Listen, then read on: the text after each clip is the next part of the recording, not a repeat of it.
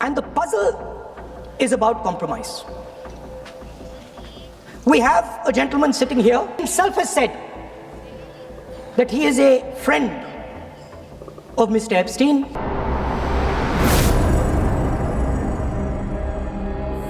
Hello नमस्कार सत श्री अकाल अस्सलाम वालेकुम। कैसे हैं जनाब। तो साथियों, देश में इस टाइम एक पैनिक क्रिएट कराया जा रहा है ऑयल एंड गैस को लेके, विशेषकर एलपीजी को लेकर बहुत जबरदस्त कराने की कोशिश की जा रही है, हमेशा की तरह जैसा होता है।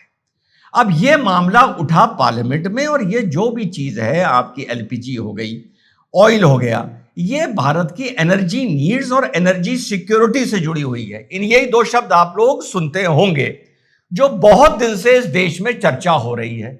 चर्चा ये यहां से शुरू हुई थी कि भारत रक्षा से ऑयल क्यों ले रहा है, रक्षा से ऑयल क्यों ले रहा है, रक्षा से ऑयल क्यों ले रहा है, किसका फायदा हो रहा है, किसका फायदा हो रहा है, किसका फायदा हो रहा है। और भारत ये कह रहा था, भैया हम अपनी एनर्जी नीड्स और एनर्जी सिक्योरिटी के चलते हम अपने डिसीजंस लेते हैं, उनको बदलते हैं, ये हमारे ऊपर है। यही बहुत शॉर्ट में मैंने पूरी स्टोरी बता दी आपको। अब पार्लियामेंट में बजट सेशन में ये बात उठाई राहुल गांधी ने। सुनिएगा, राहुल गांधी ये कह रहा है कि भारत की एनर्जी नीड्स और एनर्जी सिक्योरिटी हमारे लिए बड़ी महत्वपूर्ण है।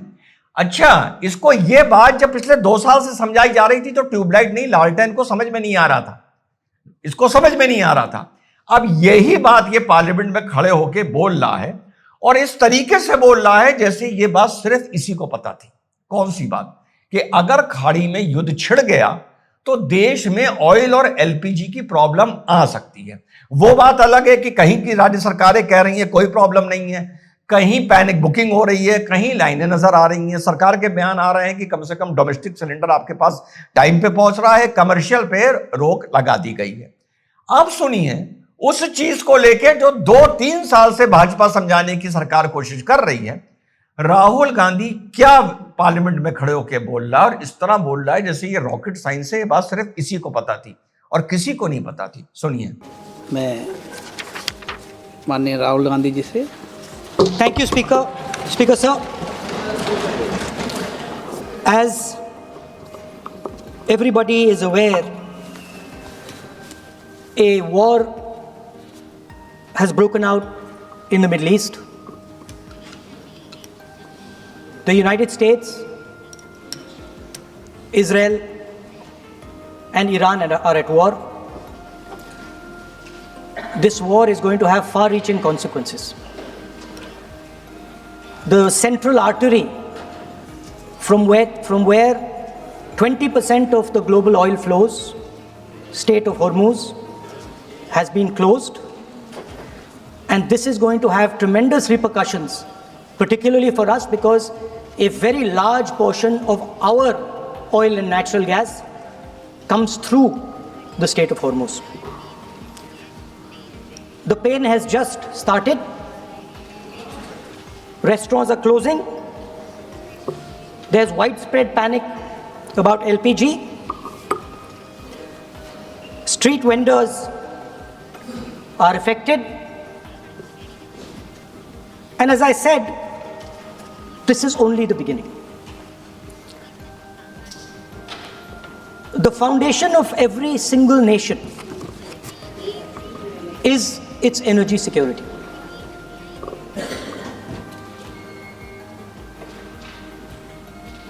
And I do not say this lightly, but allowing the United States to decide who we buy oil from, who we buy gas from, whether we can buy oil from Russia or not, whether our relationship with different oil suppliers can be decided by us. This is what has been bartered. And this is a very puzzling fact for me. It has been a very puzzling fact why a nation the size of India would allow any other nation, the president of another nation, to give us permission to buy Russian oil, to decide who our relationships are with. And this has been a puzzle, and I've been trying to figure this puzzle out. And I have figured the puzzle out. And the puzzle is about compromise. We have a gentleman sitting here who is the oil minister. He himself has said that he is a friend of Mr. Epstein. सुना साथियों कि भाई जैसा मैंने बताया, देखिए अब किल्लत आनी शुरू हो गई है।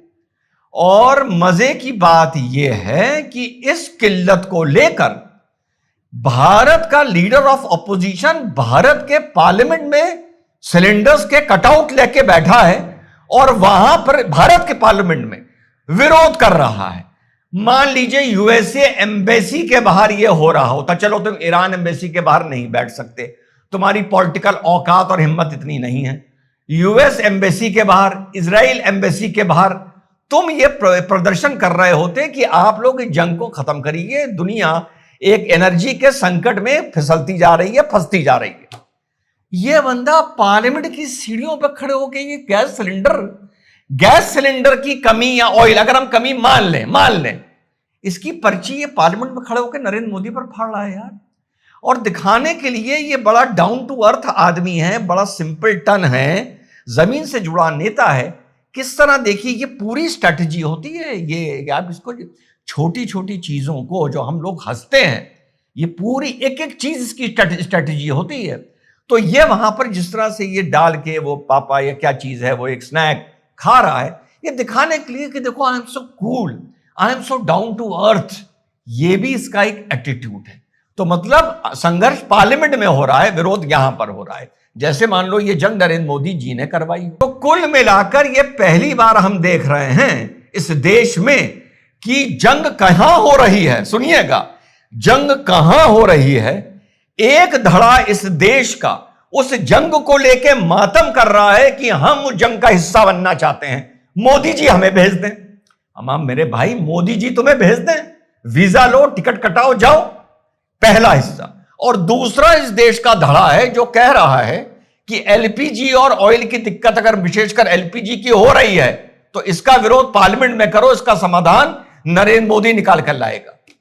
एलपीजी की विशेष दिक्कत हो रही है, ये बता दूं आपको, दोनों चीजें स्ट्रेट ऑफ हॉर्मुज से आती हैं। तो ऑयल के टैंकर तो हमारे धीरे धीरे निकलने शुरू हो रहे हैं, जो रिपोर्ट्स आ रही है।